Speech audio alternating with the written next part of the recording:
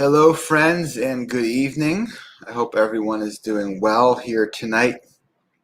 It's getting warm out here. I guess summer is fast approaching on us here, and it's good to be outside some. It definitely feels like summer to me. It feels like spring's kind of passing and summer is upon us here.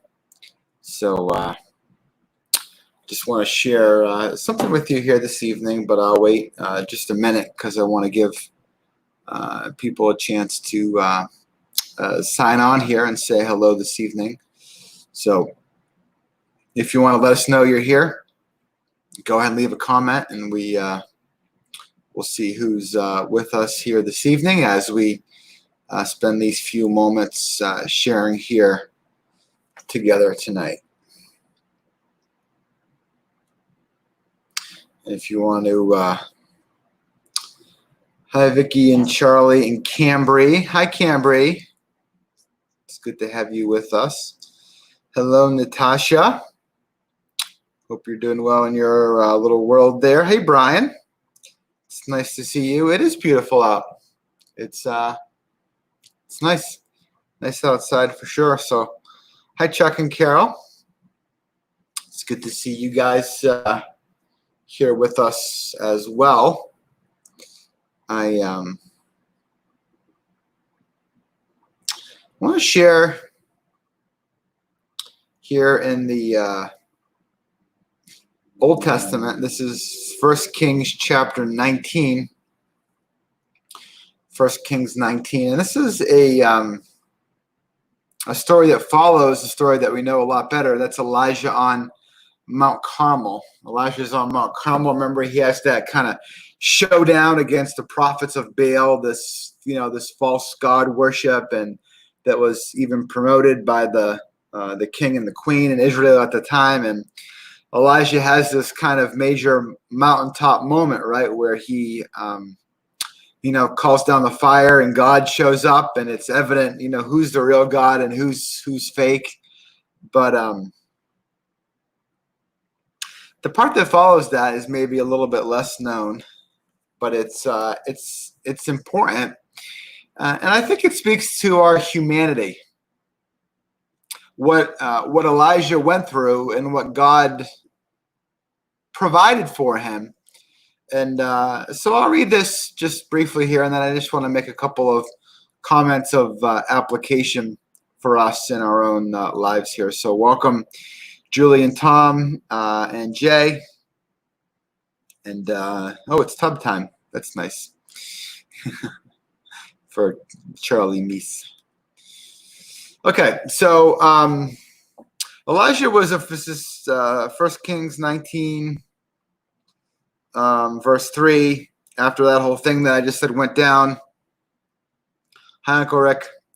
I'm jumping back and forth between my comments here and my Bible stories. So if you guys aren't careful, this is what's going to happen in regular sermon time. Once we get back together, I'm going to bounce back and forth between commenting on what you're all doing, sitting there, and in the story that I'm talking about. So.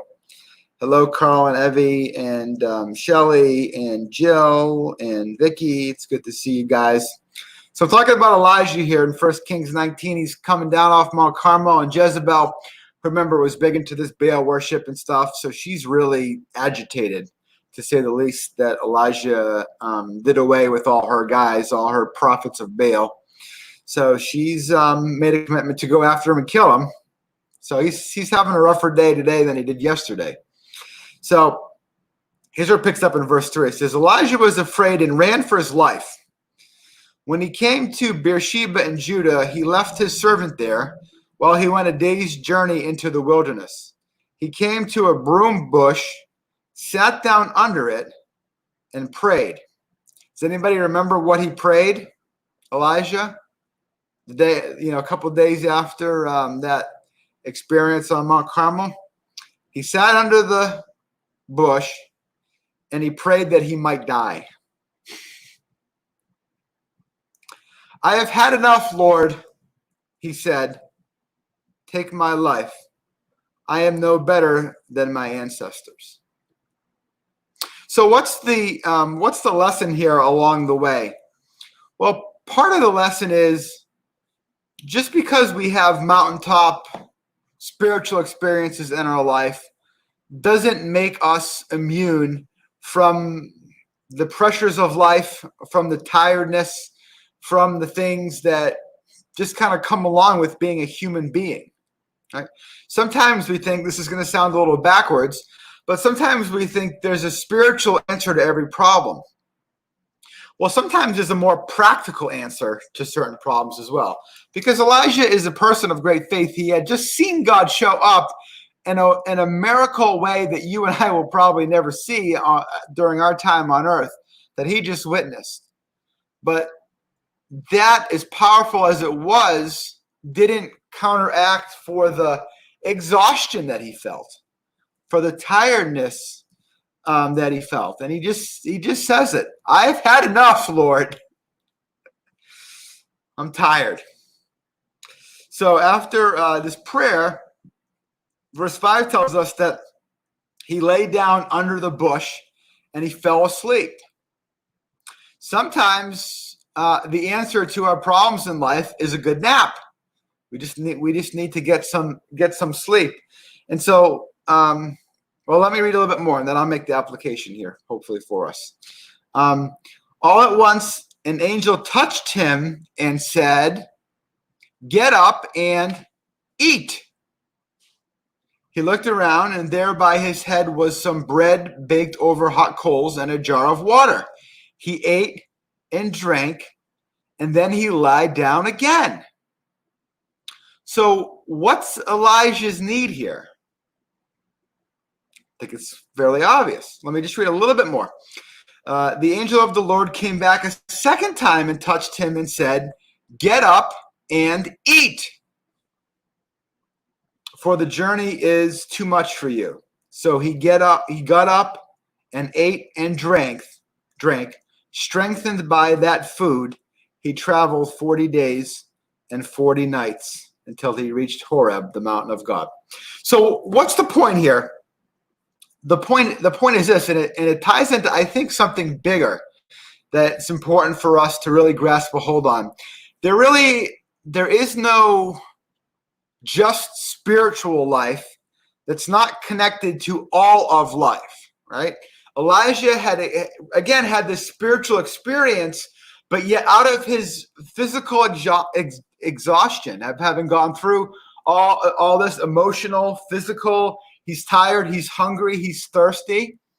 And so for Elijah in that moment, the solution to what ailed him wasn't another miracle. It wasn't a special word from the Lord. It was the provision of sleep, food, and drink. What he needed related to his physical body. And you and I, just like Elijah, live in physical bodies. And our lives that God is interested in isn't just our spiritual lives, if you will, as if that was something removed from the rest of us. It's just our lives.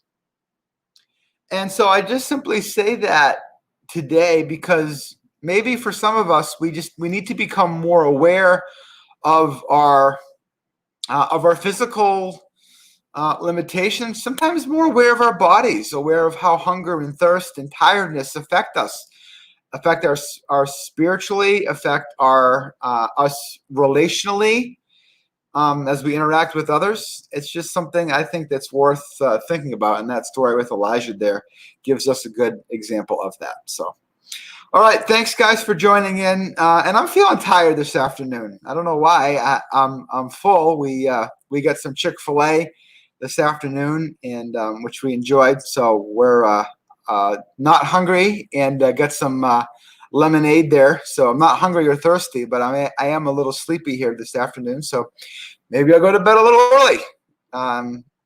We can do that right now. One thing a lot of us have on our hands is some time right now. So listen to your body and